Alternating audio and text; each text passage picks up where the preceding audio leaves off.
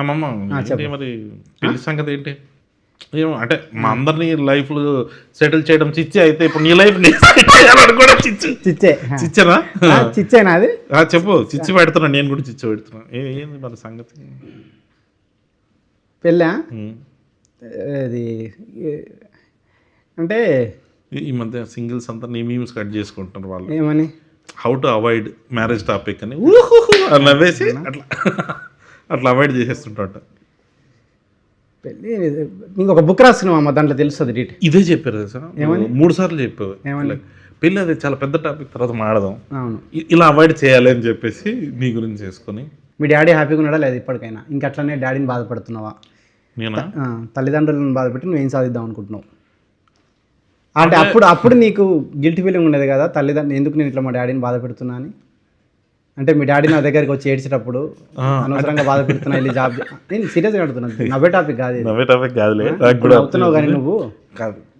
మీ daddy వచ్చి అప్పుడు నా దగ్గర మా కొడుకుని చూసుకో బాబు అని చెప్పినప్పుడు, చూసుకోకుండా నువ్వు వెళ్ళిపోయినప్పుడు నువ్వేం బాధపడలేదు.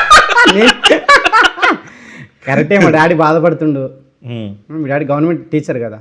గవర్నమెంట్ టీచర్, డాడీ గవర్నమెంట్ టీచరే కానీ బాధపడ్డారు కదా. మా డాడీ బాధపడలే.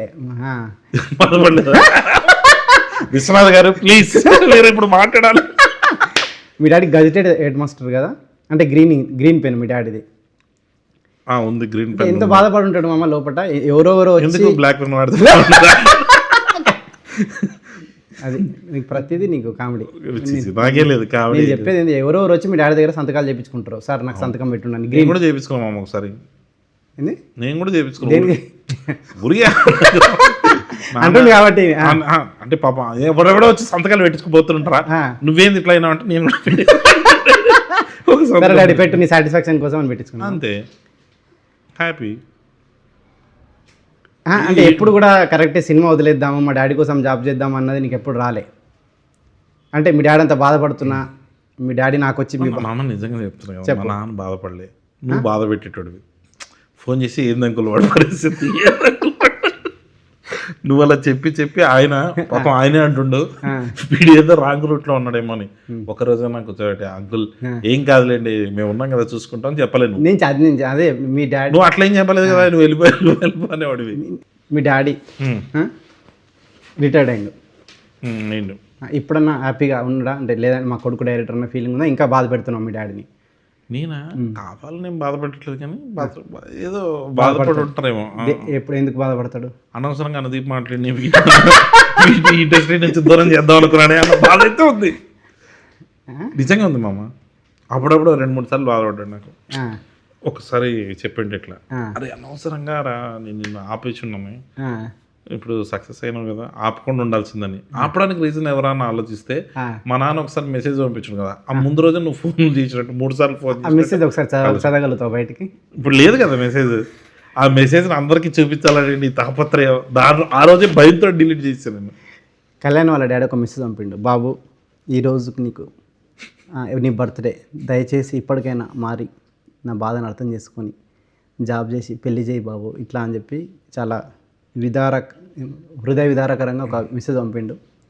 అది చూసి కూడా కళ్యాణ్ నవ్వుతూ, నేను కాదు ఆ మెసేజ్లో చూసి నువ్వు మామా ఆ మెసేజ్ ఒకసారి నాకు పంపవా అన్న రియాక్షన్ గుర్తుంది నాకు. ఇది మామ ఏం చేస్తావు మామ నువ్వు ఆ మెసేజ్ తాను భయంతో నేను ఆ రోజు ఆ మెసేజ్ని డిలీట్ చేయడం జరిగింది. నీకు నాకు డాన్స్లో ఒక సైడ్ డాన్సర్ నుంచి ఈరోజు ఒక స్టార్ డైరెక్టర్ అయినావు. సో స్టార్ డైరెక్టర్ ఏం కాదు కానీ మనం అంటే నేను డాన్సర్ కాదు మామ, అప్పుడు కూడా అసిస్టెంట్ డైరెక్టర్గానే పోయా.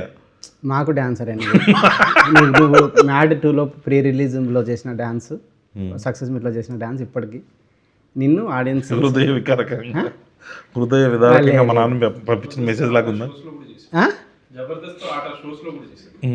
చేసిండా?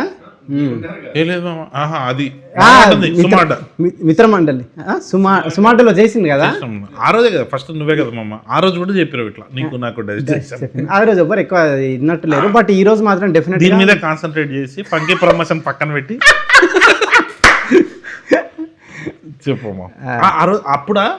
అప్పుడు ఎందుకు ఎవరైనా సీరియస్ తీసుకోలేదు, బట్ ఇప్పుడు ఈ సినిమాలో కళ్యాణ్ డ్యాన్స్ చేసిన బిట్ కనుక ట్విట్టర్లో అందరు పెట్టి కళ్యాణ్ని అంటే అది ఎందుకు వచ్చాను రా ఫంకీ ప్రమోషన్స్ కానీ చేయకపోతే నీకు సాటిస్ఫాక్షన్ లేదు లేదు లేదు లేదు లేదు మామ, మంచిగా అనిపించింది నువ్వు అడిగిన క్వశ్చన్ కంటే.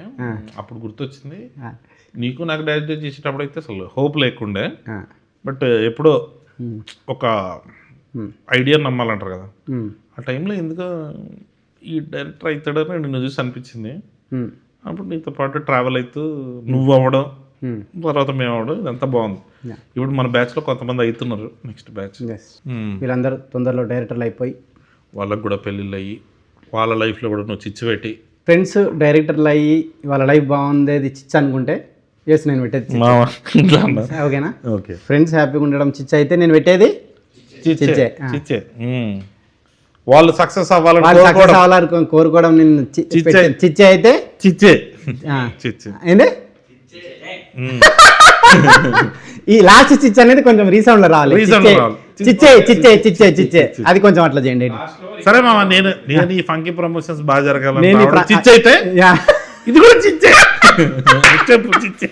చిచ్చే ఈ ఫంకీ ప్రమోషన్స్ బాగా జరగాలి అనుకోవడం, నేను పెట్టడం చిచ్చే చిచ్చే చిచ్చే చిచ్చే. ఓకేనా, డన్.